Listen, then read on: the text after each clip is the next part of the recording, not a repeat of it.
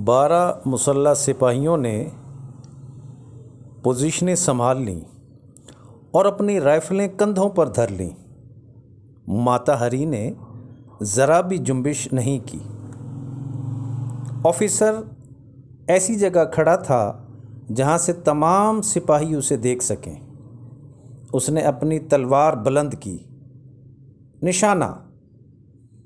उनके सामने खड़ी औरत बिल्कुल साकिन रही। उसमें किसी भी किस्म का खौफ दिखाई नहीं दिया। ऑफिसर की तलवार एक कमान के से ज़ाविये से नीची हुई। फायर। सूरज अब उफ़क़ पर उभर आया था।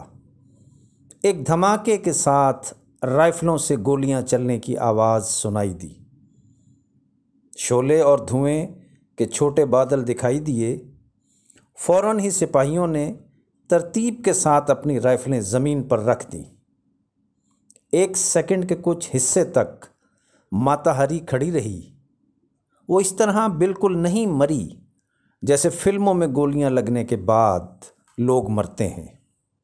वो आगे की तरफ या पीछे नहीं गिरी और ना ही उसने अपने बाजू पीछे की तरफ या अतराफ में गिराए।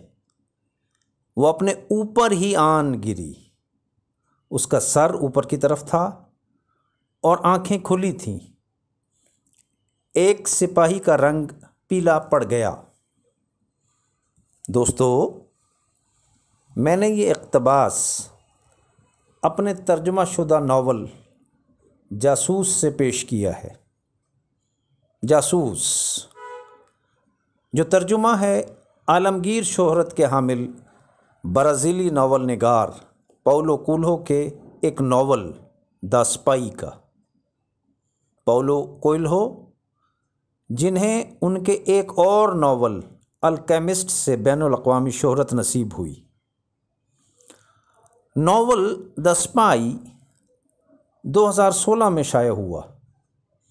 यह नावल एक डच निजात रक़ासा माता हरी की हकीकी ज़िंदगी पर लिखा गया है, जिसने इंडोनेशिया में अपने क़याम के दौरान वहाँ का रिवायती रक़्स न सिर्फ सीख लिया था बल्कि इस फ़न में महारत भी हासिल कर ली थी और वहीं की मकामी ज़बान में अपना नाम माता हरी रख लिया था। फिर वो यूरोप आ गई और पेरिस में परफॉर्म करना शुरू कर दिया। शोहरत की बुलंदियों पर चली गई। जंग अज़ीम अव्वल के दौरान माता हरी पर फ्रांसीसियों की तरफ से इल्ज़ाम आयद किया गया कि उसने जर्मनों के लिए जासूसी की है और इसी जासूसी की वजह से बेशुमार फ्रांसीसी फ़ौजी मौत के मुंह में चले गए थे। फ़ौजी अदालत में मुकदमा चला, सज़ाए मौत सुनाई गई और फिर उसे यानी माता हरी को फायरिंग स्क्वाड के सामने खड़ा करके गोलियां मार दी गईं। दोस्तों, माता हरी की कहानी सच्ची होती हुए भी एक अफसाना महसूस होता है। उसके किरदार पर बेशुमार फिल्में भी बनाई गईं, ड्रामे भी लिखे गए और ये ड्रामे कई ममालिक के टीवी चैनल से रिलीज़ भी हुए। यकीनन इस किरदार पर लिखा भी बहुत कुछ गया। माता हरी का मुकदमा भी फ़्रांस की तारीख़ का यादगार मुकदमा है, जिस पर बहुत कुछ लिखा जाता रहा है और तबसरों और आरा का सिलसिला जारी व सारी है। ख़ास तौर पर इस नुक्ता नज़र से कि इस मुकदमे की समाअत के दौरान अदल व इंसाफ के तकाज़ों को मलहूज़ ख़ातिर रखा गया या नहीं। और जहाँ तक ताल्लुक़ है इस नावल द स्पाई के मुसन्निफ़ पाउलो कोएल्हो का, तो उन्होंने अब तक 26 से ज़्यादा नावल तहरीर किए हैं। पाउलो का अदबी काम 170 ममालिक और तकरीबन 81 ज़बानों में शाया हो चुका है। पाउलो कोएल्हो आजकल स्विट्ज़रलैंड में मुकीम हैं। वो बड़े इख्तिसार के साथ बात करने में महारत रखते हैं।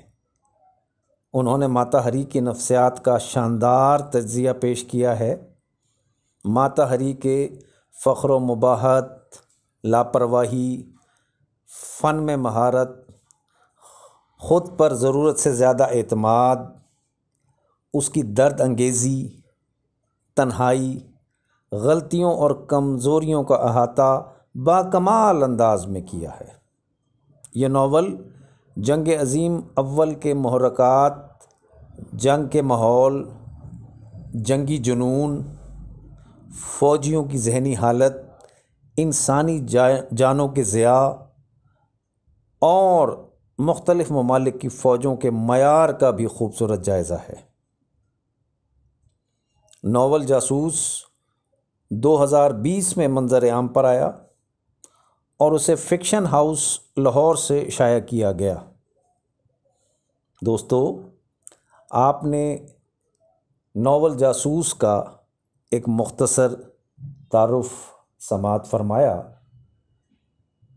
हमेशा की तरह दोस्तों की कीमती आरा का मुंतज़िर रहूँगा। बहुत शुक्रिया।